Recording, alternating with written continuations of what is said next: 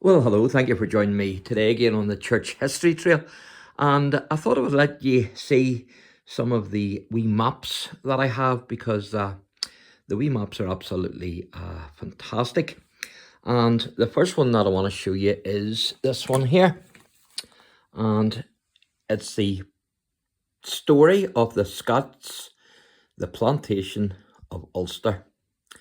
And so that's a great wee they're great wee maps. They give you castles and they give you churches. And so it lets you know where a lot of places are.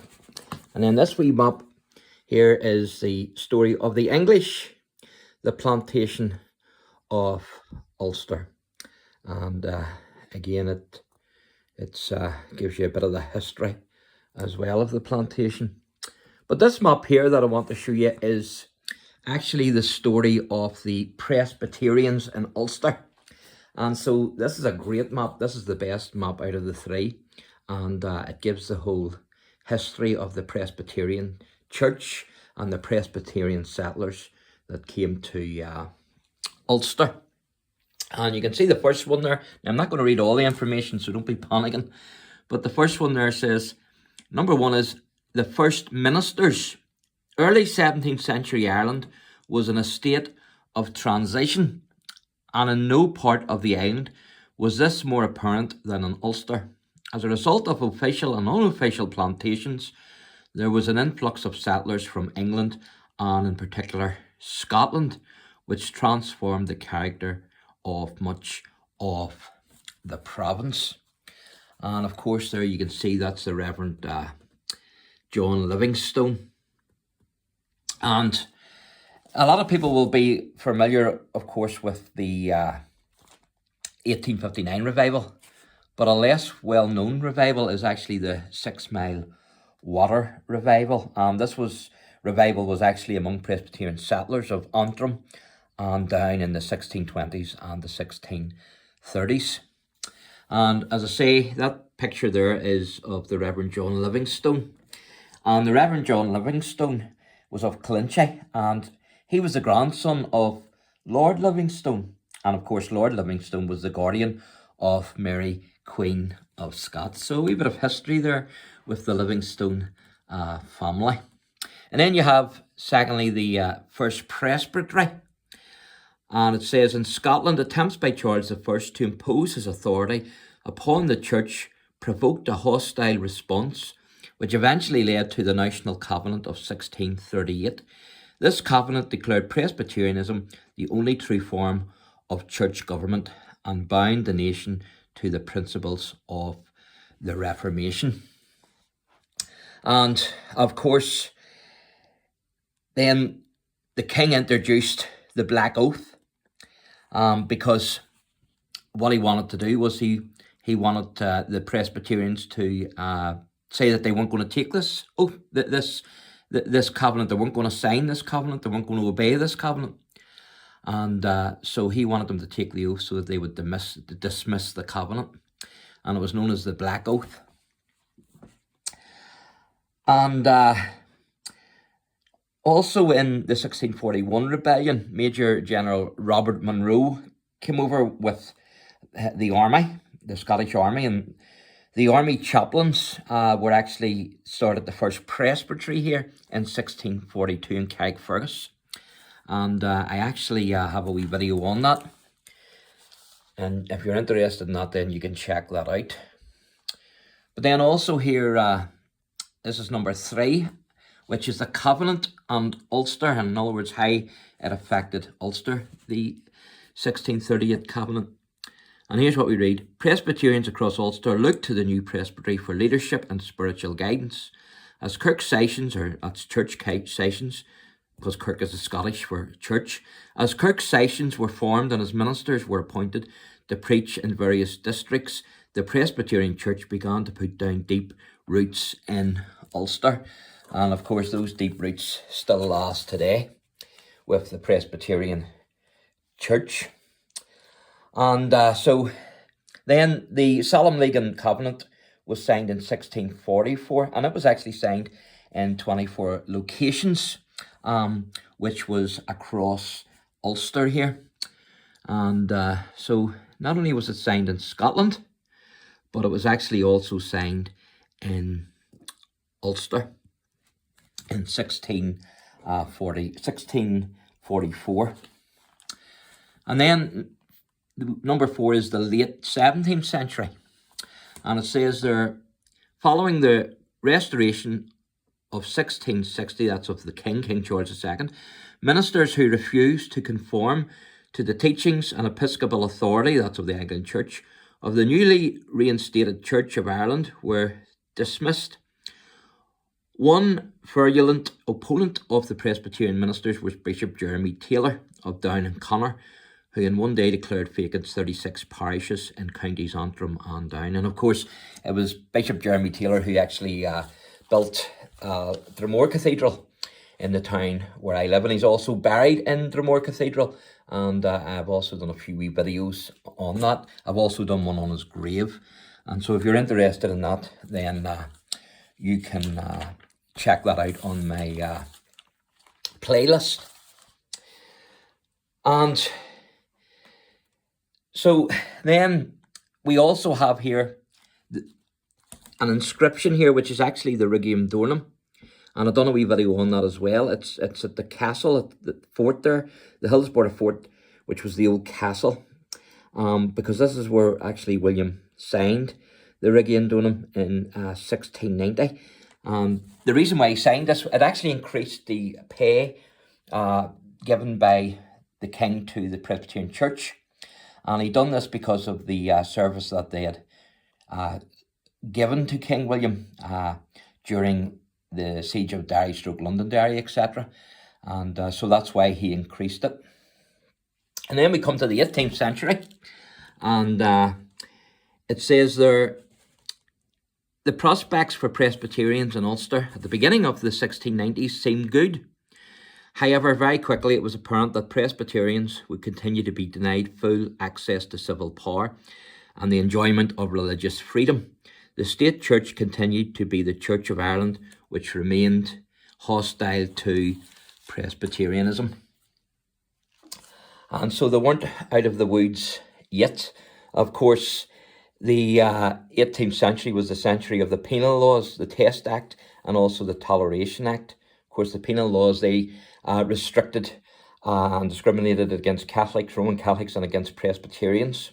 And then the Test Act, for anybody to hold public office, you had to have a certificate showing that you were actually part of the Anglican Communion. And then with the Toleration Act, Presbyterians were actually given official recognition. But again, the levers of power still were in the hands of the Anglican elite. And then we come to the Covenanters. And it says there concerning the Covenanters, by the 1680s, a majority of Presbyterians had come to a position on the covenants of 1638 and 1643, which could be described as respectful remembrance. That is, they believed that the covenants had been imported documents but were no longer perpetually binding on them and their descendants. And of course, there were many Presbyterians who disagreed with this, and they left the Presbyterian Church and become what's known as the Covenanters, and also known as the Reformed Presbyterians. And of course, there's many Reformed Presbyterians in Ulster still to this day. And then we come to number 7, which is the non-subscribers. And in the early 18th century, there occurred the first major dispute within Irish Presbyterianism. This was over the issue of subscription to the Westminster Confession of Faith. There's the lights almost going there with the weather. This was over the issue of subscription to the Westminster Confession of Faith, which had been compulsory on all ministers by the Synod of Ulster.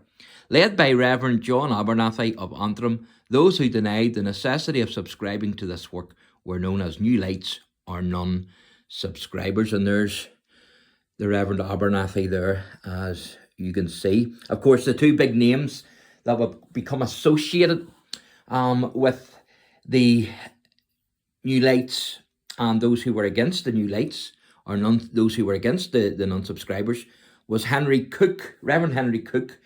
He was of the Orthodox Presbyterian faith. And then you had Henry Montgomery, Reverend Henry Montgomery, who was heterodox. And of course, one of the main differences was that most of the non-subscribers, they didn't believe in the Trinity, the doctrine of the Trinity or the deity of Christ. And where Henry Cook and the Orthodox did. And also then, basically what happened was this dispute, whenever the non-subscribers left, it actually then saved the Presbyterian Church from heterodoxy. And of course, the Presbyterian Church today firmly believe in the Trinity and also in the deity of Christ. And there's a wee memorial there to the Reverend Henry Montgomery, who was, and that's Dunmurry non-subscribing Presbyterian Church. And I'll maybe have to, if I can get in and have a wee look at that, that would be great. So I'll have to put that on my to-do list, because I didn't actually, until I seen this map here, I didn't actually know that that monument was in there. And then we come to the Seceders, and it says here, following a dispute in the Church of Scotland over the issue of patronage and concerns about doctrinal laxity, a number of ministers seceded, hence their application Cedars, in 1733, and formed the Associate Presbytery. The conservative evangelicalism of the Seceders appealed to many Presbyterians in Ulster, and from the 1740s onwards, Seceder congregations were established here. And so there you are. And that is of Lisle Hill Presbyterian Church, and it was the first Seceder congregation in Ireland, in County Antrim. And then we come to a turbulent time within Presbyterianism, which is the 18th century and the 1790s, or what's known as the 1798 Rebellion. And it says here, the distinguished historian A.T.Q. Stewart famously observed, "The Presbyterian is happiest when he is being a radical." Political radicalism was never more obvious than in the 1790s, when Presbyterians were instrumental in the creation of the United Irishmen and were heavily involved in the revolutionary activities that led to the 1798 Rebellion. And of course, the Society of United Irishmen was formed in 1791, and the instigator was William Drennan. People used to think that it was Wolfe Tone, but it's now known that Wolfe Tone wasn't the instigator, but it was actually William Drennan. And there you can see the Reverend Porter, James Porter, no relation, I have to say. But I done a wee video on James, if you remember, at his grave in Grey Abbey. He's buried in Grey Abbey. And so that's the Reverend James Porter. There was only two that I know of, two ministers, Presbyterian ministers, who were hung for their part in the rebellion. And one was James Porter, who was hung outside his church in Grey Abbey. And the other one I came across recently, who was Archibald Warwick, I think it is, if I remember rightly, his second name, or Warnick, I think it's Warwick. But he was executed as well. He was hung outside his church as well. And I think his was Portafogie, if I remember rightly. So it was certainly turbulent times in the Presbyterian Church. And there's a wee plaque there. And the wee plaque there is actually to Henry Joy McCracken. And it's in a Masonic Hall in Rosemary Street in Belfast. And I'll see if I can make out the inscription here. It says, Henry Joy McCracken. You can see a bust there of him, 1798.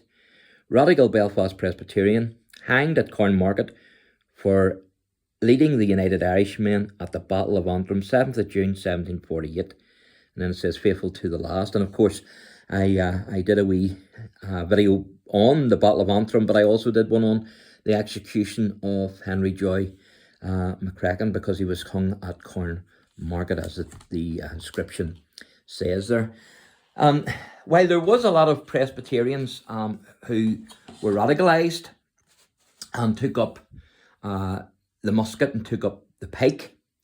Of course, there was also many Presbyterians who were in the yeomanry. And so at times what you had was Presbyterians fighting Presbyterians, because of course the Presbyterians were the United Irishmen and the United Irishmen, but there was also Presbyterians in the government forces. And of course, many Presbyterians didn't want to get involved in it at all. And in fact, at Grace Hill there, and I hope to do a wee video on Grace Hill soon. It was a Moravian settlement. It was started by John Sennick, and I think it was in the 18th century, about 1745, if I remember rightly. But actually, within that settlement, they had a place of refuge where people could come who wanted to escape the 1798 rebellion and who didn't want to get caught up in that. So that was fantastic that they had that. And then there it says the Presbyterianism in the 1800s, and it says the 19th century was a period of expansion for the Presbyterianism in Ireland, with hundreds of new congregations formed, partly in response to the rise in the population in the early 1800s, and also to the expansion of urban centres. This can be seen clearly in the rapidly expanding industrial city of Belfast, where between 1850 and 1900, the Presbyterian population quadrupled, while the number of congregations rose from 15 to 47. And of course, in the 1800s, in 1859, there was a revival. And of course, many of the Belfast churches, Presbyterian churches, actually sprung up because of the fruit of that revival, because there was so many congregants that they had to build a more Presbyterian church. Of course, while the Presbyterian church was prominent in the revival, it wasn't the only denomination involved in the revival. And of course, they were fantastic times, weren't they? And there you can see a statue of Henry Cook.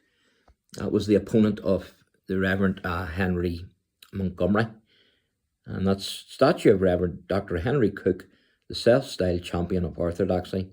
And it's College Square East, Belfast. And there's a wee banner there of the Presbyterians.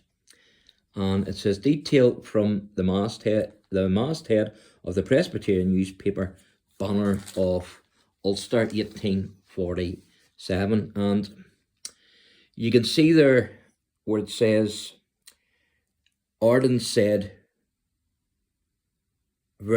ferns.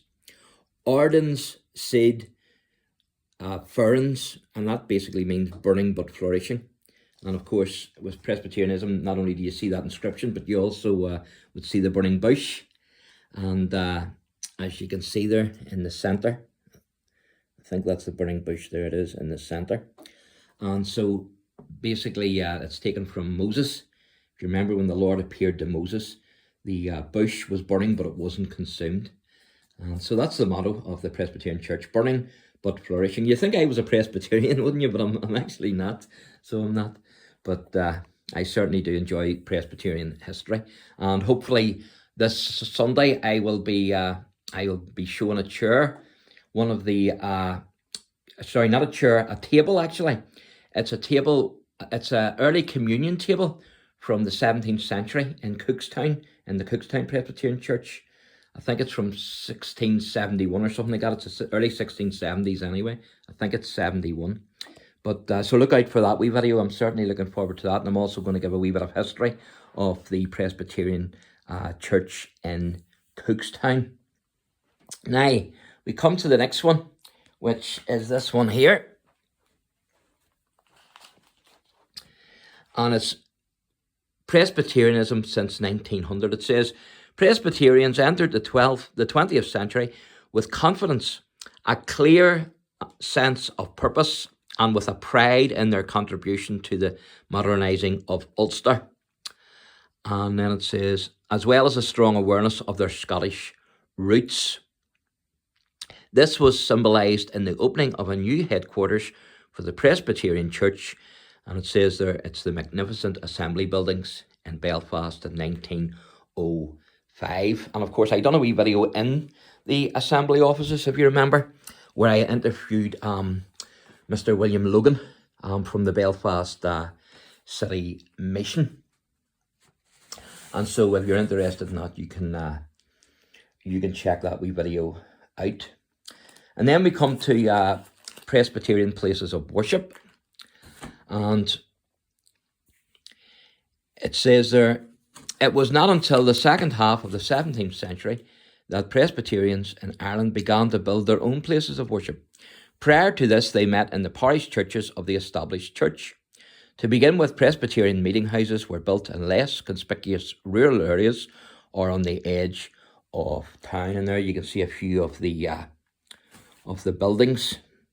That one there is Portaferry Presbyterian, 1841. And that one there is Wellington Presbyterian Church, Ballymena. That's 2009. And then that one there, that looks an old one. It is indeed Old Congregation, Rondlestown, and that's 1790.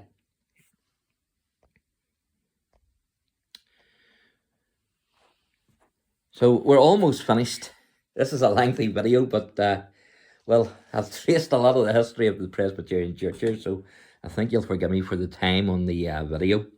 But it says here in this one, education and social concerns. The Presbyterian churches have always placed a high premium on education, not only in terms of an educated ministry, but also in having a literate membership. Many Presbyterian ministers organised their own schools. One of the earliest of these was the school established by Reverend James McAlpine at Killinchy, County Down, in 1697, where Reverend Francis Hutcheson, later Professor of Moral Philosophy of Glasgow University, received some of his early education. So there you are. And then, very quickly, we're on to number 14, and it's Ulster Presbyterians worldwide. And so it says, for more than 3 centuries, the Presbyterians from Ulster have been carrying their faith across the globe to North America, Australia, New Zealand and elsewhere, and have founded many congregations and built numerous places of worship.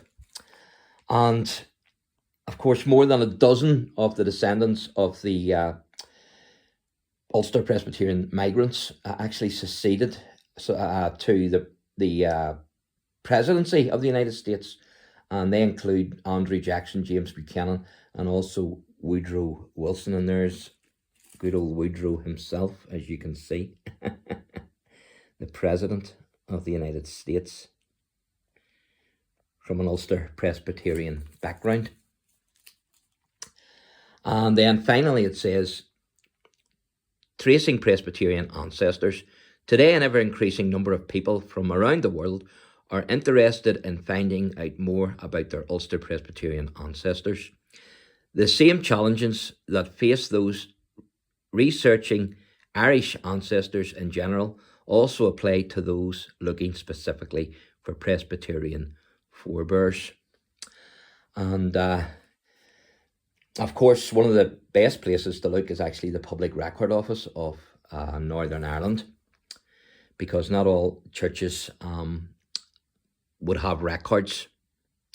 And of course, it says there that though there are some registers of baptisms and marriages, Presbyterian congregations generally did not keep registers of births, deaths prior to the 20th century. Dating from as far back as the late 17th century, most Presbyterian registers survive from the 19th century. So there you are. And so I hope you've enjoyed our wee tour of the Presbyterian history and my maps. And there's a wee book that I would recommend if you're into Presbyterian history, and it's a fantastic wee book. It doesn't go into big detail because it's more like a general overview, but it does give you enough detail if you know, to whet your appetite, at least if you're into Presbyterian history. And it's this book here, and it's by Finlay Holmes, and it's Our Irish Presbyterian Heritage. And so again, if you enjoy the channel, then please like and subscribe. God bless.